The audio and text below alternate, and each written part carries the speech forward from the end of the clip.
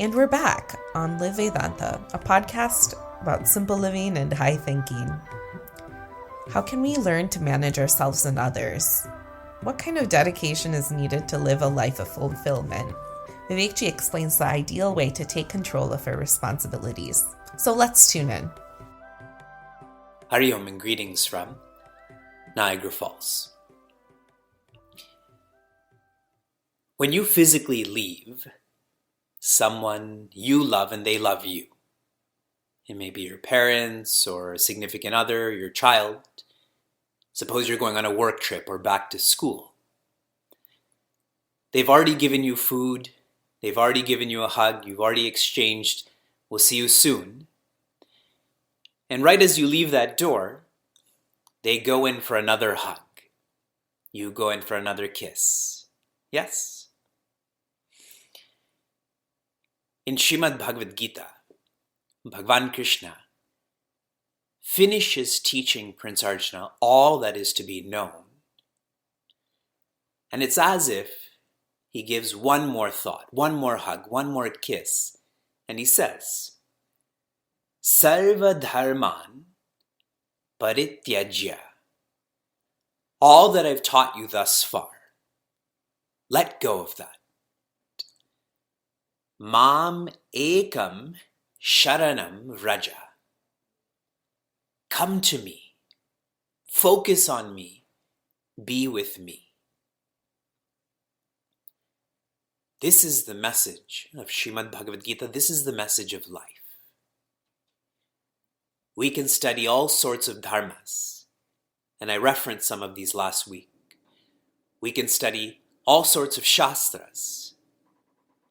But the way to live is to live in such a way where our only dharma is prityartham. Priti artham. This is a phrase that is used in traditional puja, where one is engaged in this ritual not to beg of God and the Creator, but to please God, to please the Creator. And what's lovely about living a life of prityartham is one of God's names is Ashutosh. Show me Ashutosh, the one who's easily pleased. You give one, Bhagavan gives 100. We're all flowing through life.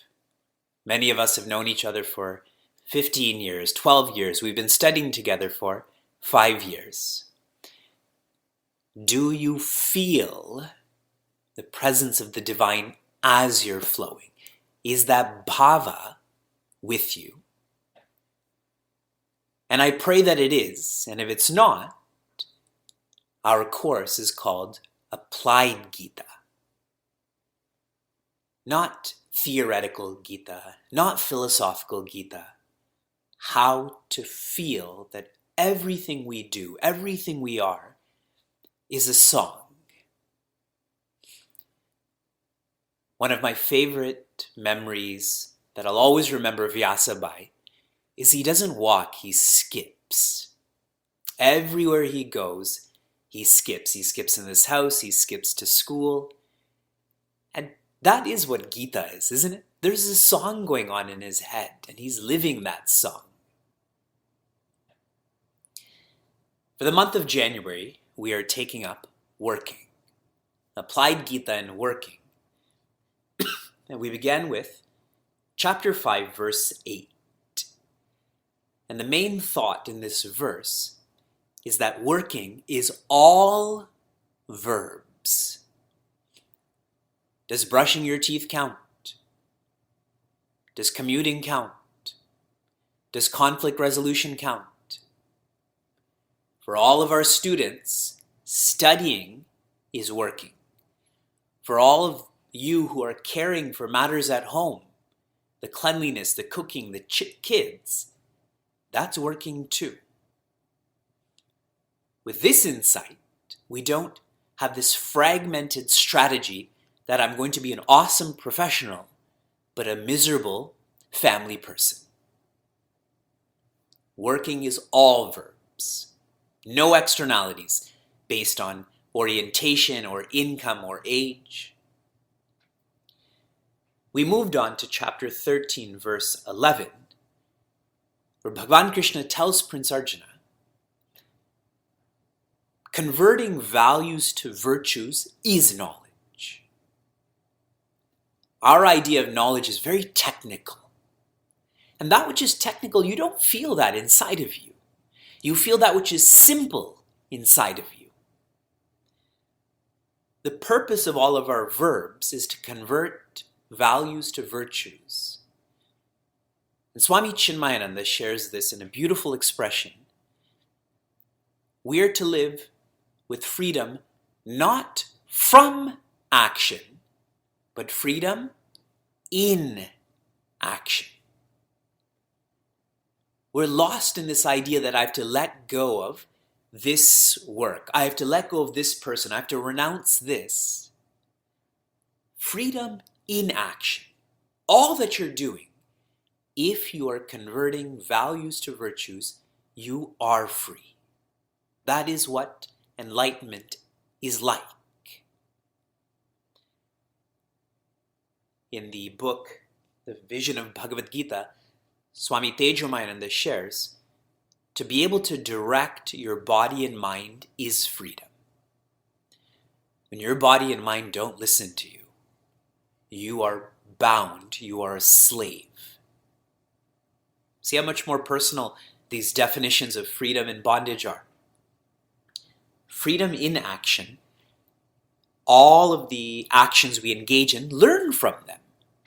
Experience quietude of mind in your nature.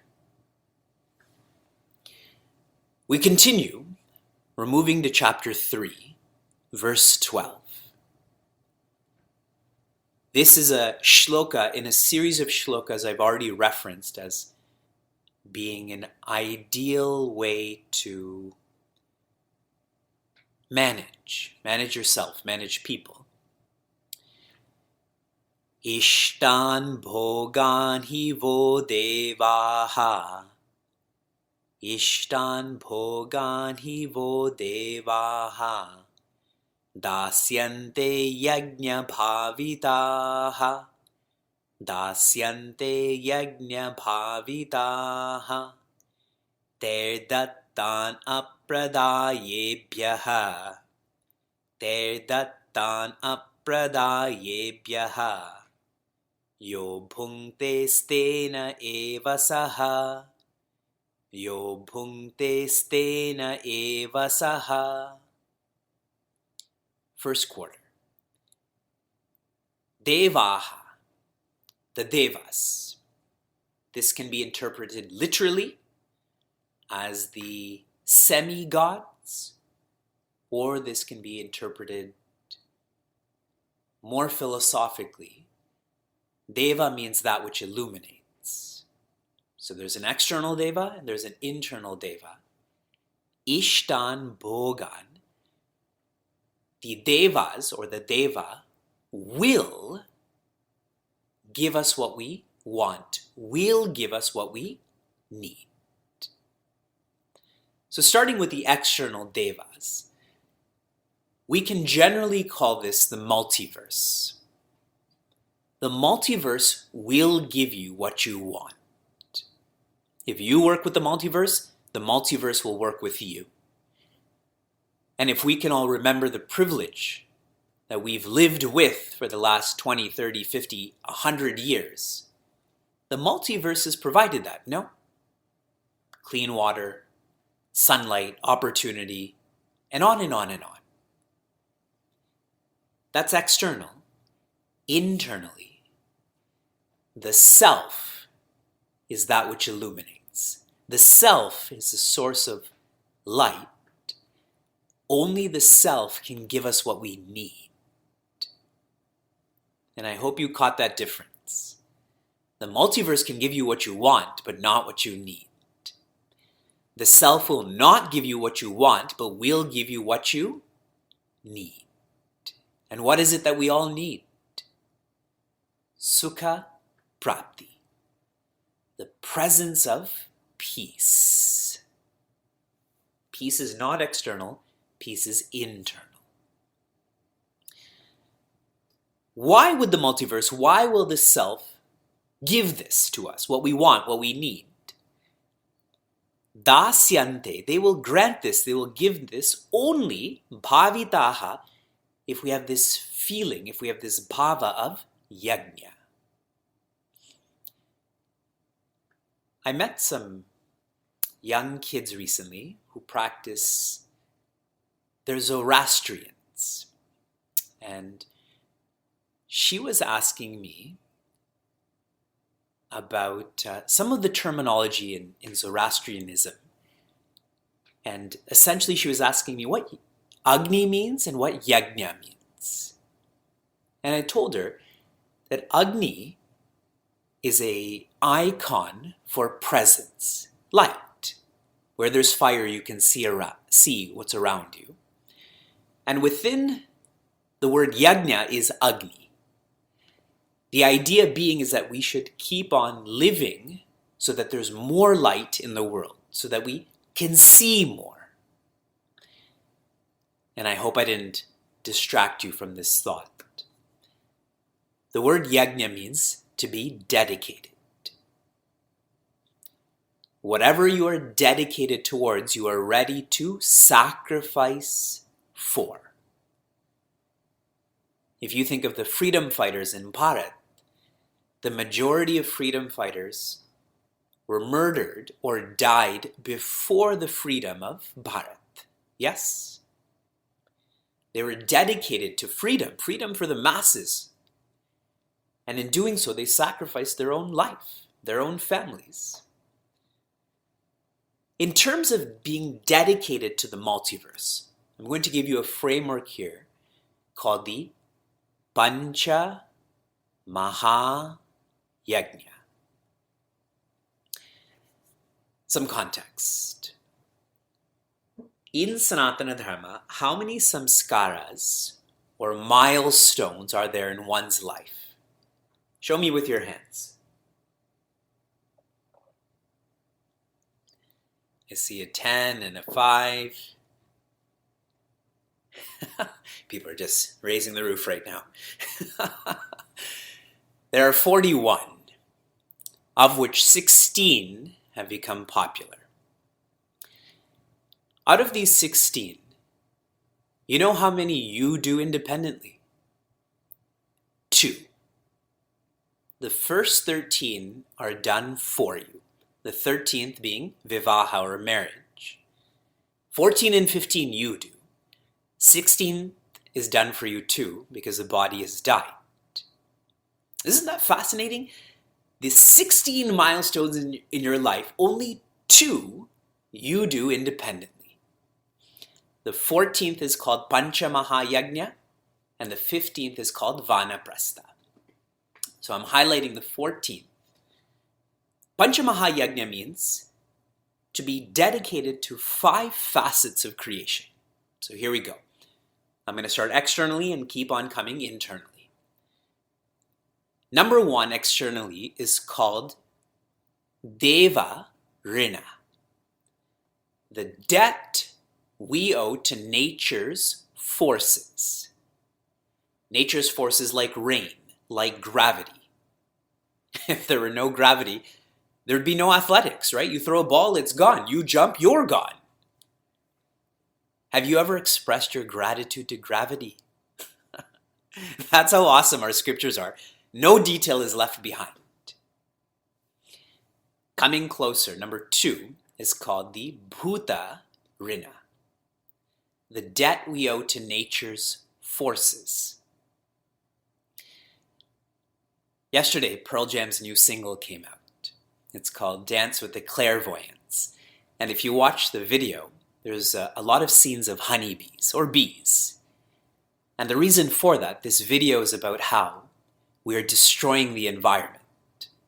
When we destroy honeybees, what also gets destroyed? Our eating.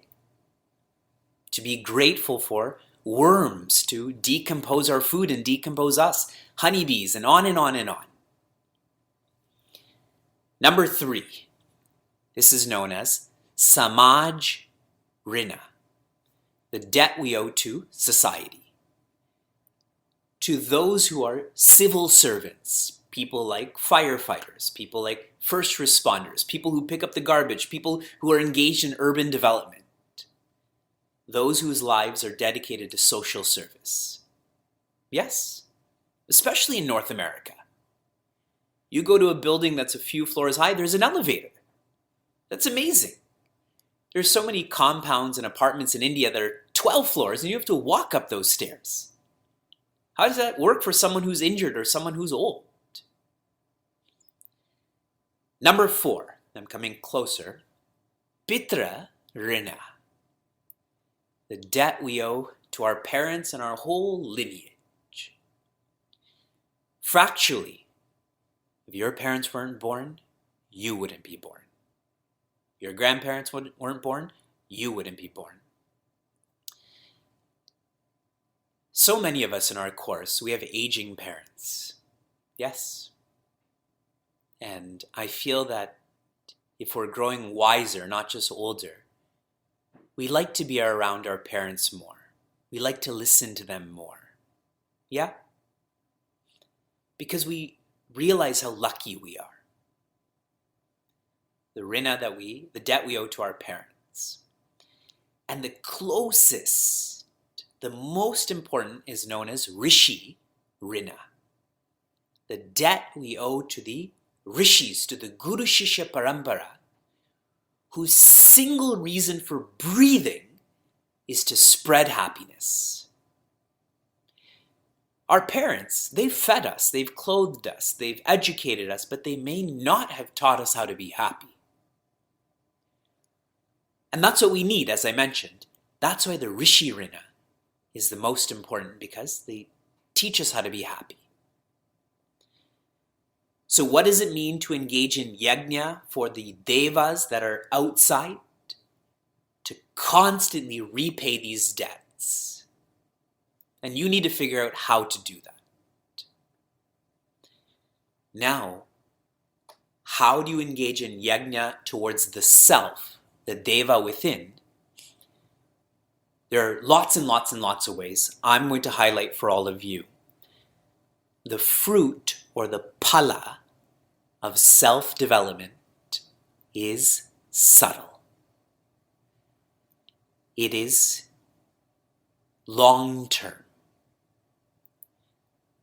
When you know that the fruit of coming to this class every week, the fruit of engaging in japa in the morning is not going to be, you're going to look better, you're going to make more money. But you know that you just feel more cheerful. That in the long run, you have more meaning in your life. That shows you're dedicated to the Deva, to the light.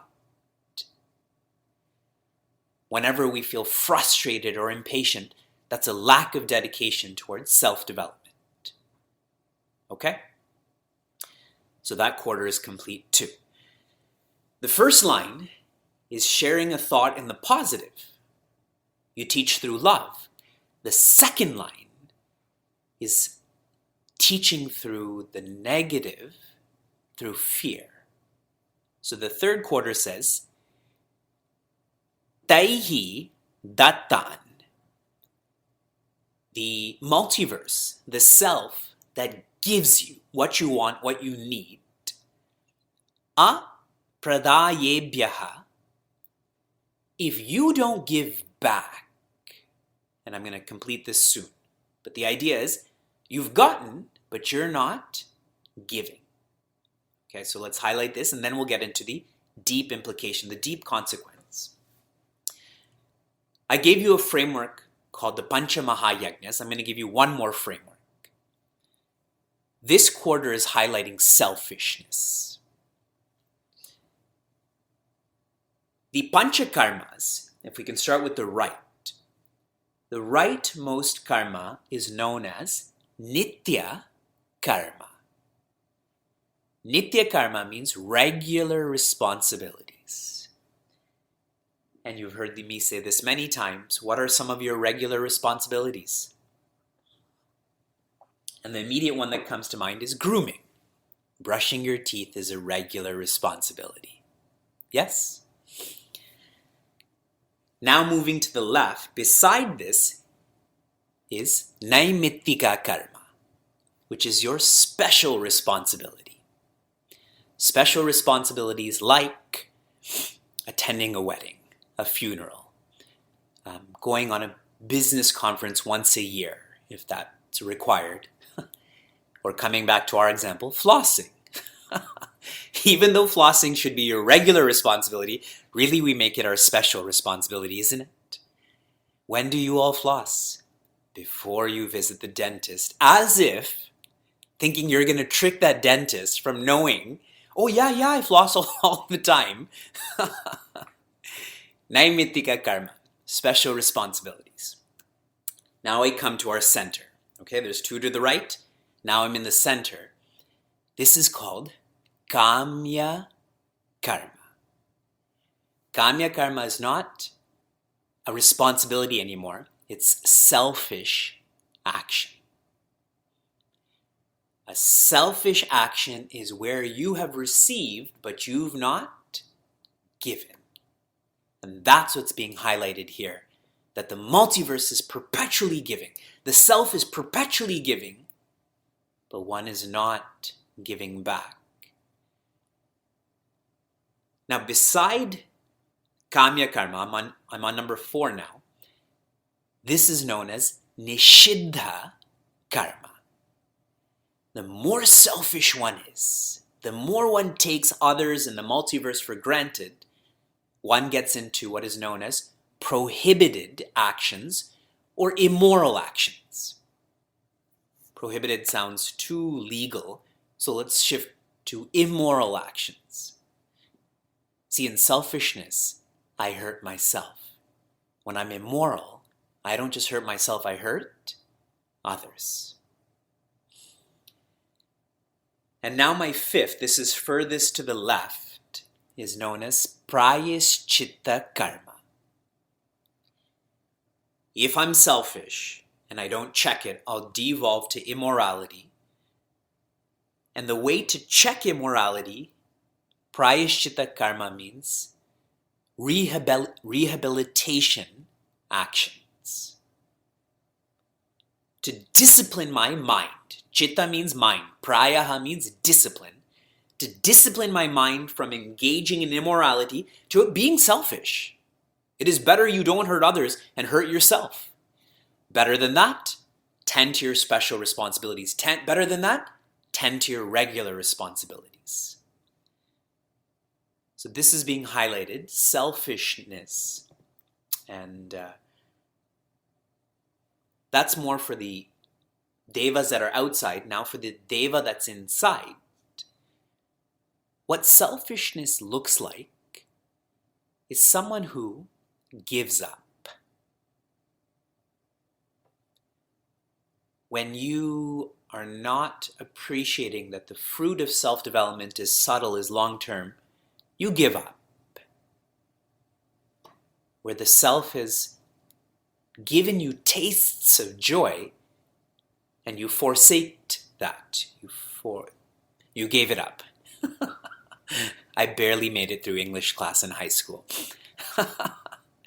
And now I have to speak publicly. So a selfish person who gets and doesn't give, what are they called? I'm on my last quarter now. Yaha bhungte. Such a person who's a taker, who's indulgent, who's a bhogi. Saha, that person, eva, is only a stena. A stena is a thief. That is a tough word, tough love from Bhagavan Krishna. Anyone who gets without giving is a thief. This is a strong message because I don't think any of us think that we're thieves. But if you reflect deeply on a lot of what I've shared so far, we've received far more than we've given. And so we have that propensity to be selfish, to be a thief.